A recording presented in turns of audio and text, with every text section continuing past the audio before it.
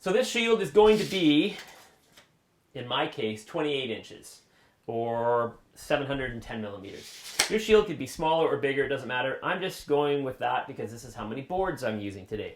Speaking of boards, we're using the tried and true 1x4. I believe this is just pine. Actually, it's probably spruce.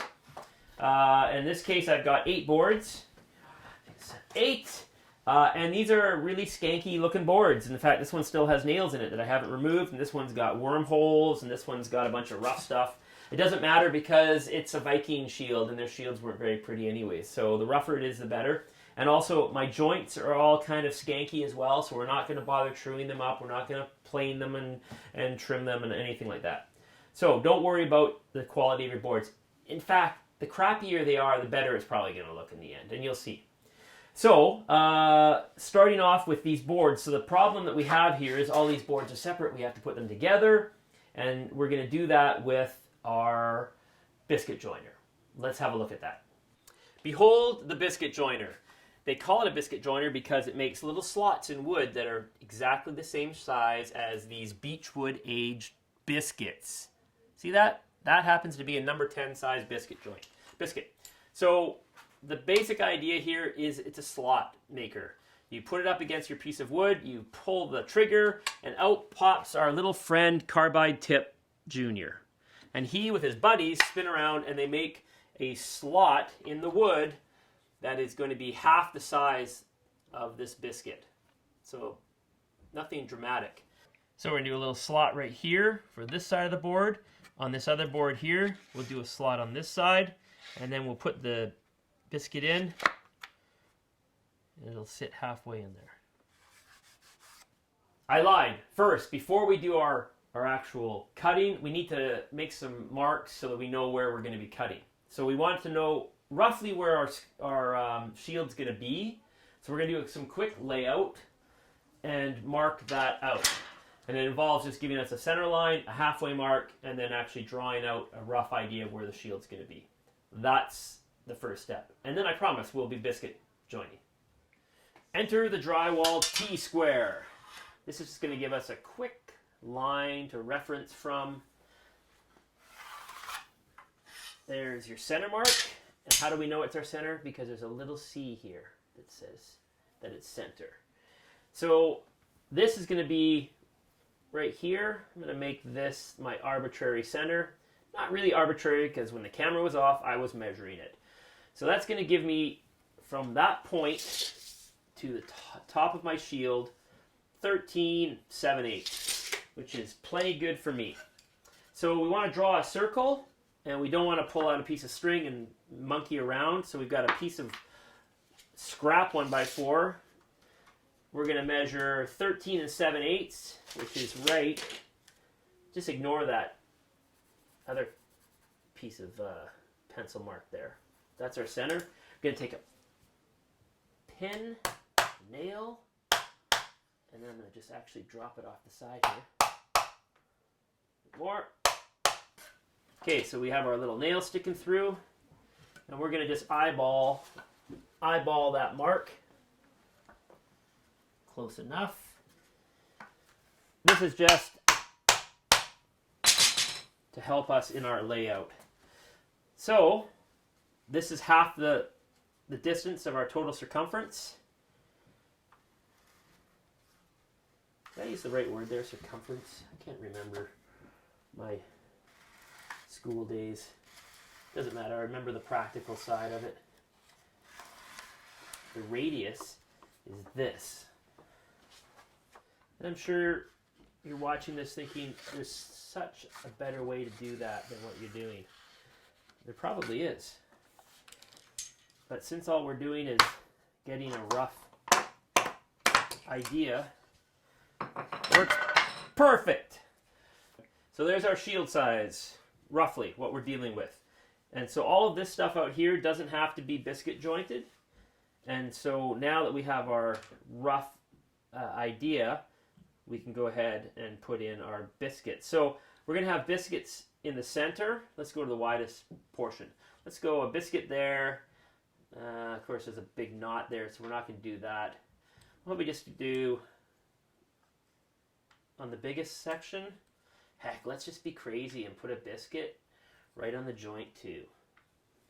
So what's that, 5? And then all the other ones will just sort of go same thing. We'll have biscuits in the center, and then we'll probably follow the same ones down. We're going to draw a couple more lines in here. This one. Don't worry about getting pencil on your wood. It's all going to get sanded off in the end. I'm going to eyeball this. It's nice when you're not building a piano, you can get away with stuff like this, no problem. So there's 3. And on the edges out here, I think what we'll do is we'll just rely on the lines of the actual shield that we'll just line up with. And that'll work out just great. So the important thing is here, as we're doing this, we want to be systematic about it and not mix up any of our pieces. We'll just start with our first one and then go from there. And if we want, we can go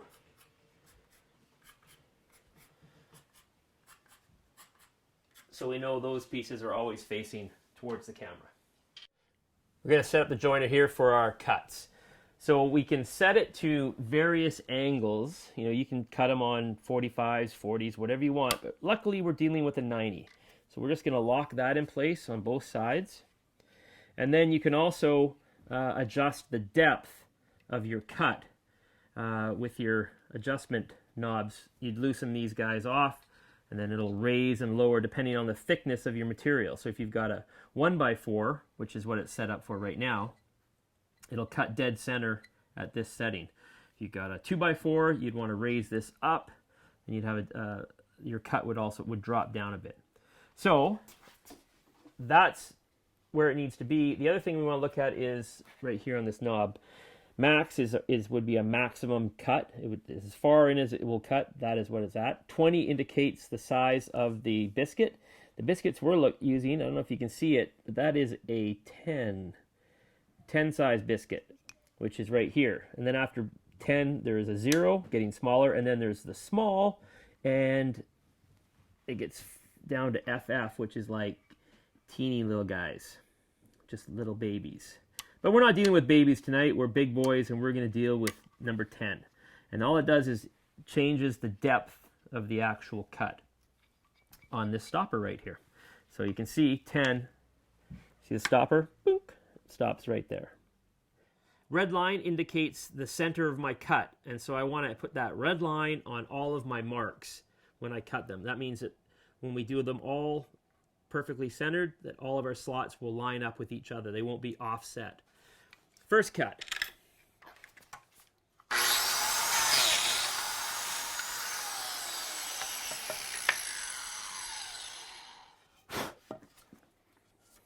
Presto, a little home for our biscuit. See, I wasn't lying to you. Half of the biscuit sticks in, and then the next piece will get an opposing cut, and together they will make a happy biscuit family. Here we go.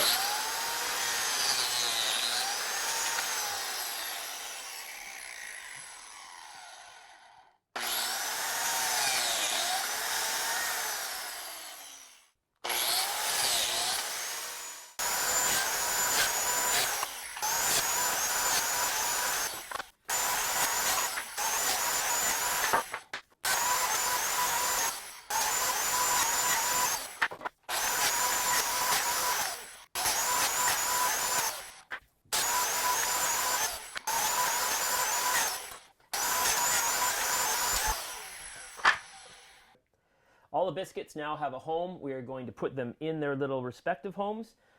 Before we do that, we're going to add some glue so nothing comes apart, and then these will line everything together and provide a little bit more adhesion to our shield. So let's glue it up. And one thing you have to remember is that you want to get glue in those little little troughs, because our biscuit's going to go in there, and that glue is going to get sucked into that biscuit, and it'll probably start to swell up. Now, obviously this is messy, so please don't do this in the kitchen. Your mother or your wife or your husband is going to freak out. Okay, let's put them together. All you have to do is line up the hole, or the holes, line up the lines for the holes, whatever. Just line it up. It's only going to go in one way. Now you can see it does have a little bit of movement. Not to worry, not a big deal. You got plenty of time to line things up.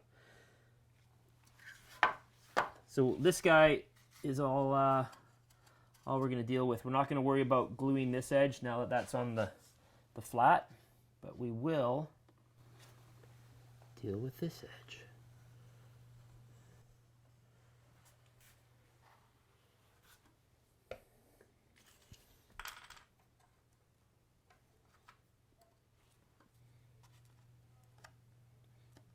Now, if there's not enough glue on your biscuits, which mine don't exactly have a lot of glue on this side, it doesn't hurt to give them a little bit of, in fact, I shouldn't say it doesn't hurt, I should say you should have glue on both sides of your biscuit.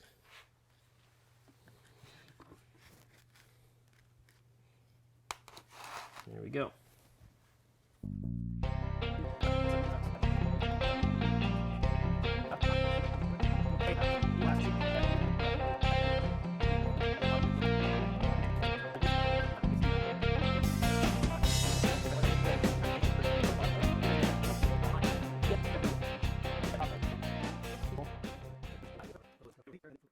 Our biscuits are now glued and where they need to be, and all of our lines are basically lined up.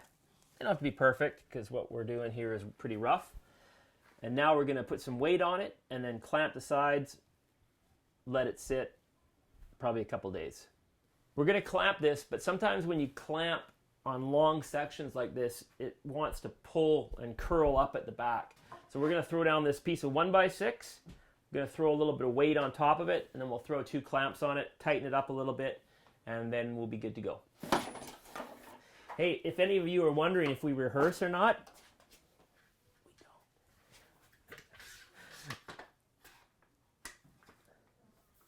don't. A little tension on that one first. These clamps are good for a lot of stuff, but if you really want to get some heavy duty clampage, you've got to go with a more of a pipe clamp or a Bessie with a big torque creating handle. All right, I'm gonna say that's pretty decent. All clamped up, weight's good. We'll let this sit for, it's literally gonna sit for a week until we shoot again. Next time, we'll cut the shield to shape, and we'll start working on a handle and kind of figuring out the fine details that we want to throw into the shield. Thanks for watching. Appreciate it. Hope you're going to try something like this. Get out into the shop or the garage or out in the backyard and build something with your own hands. It's worth it, and we'll see you next time. Thanks.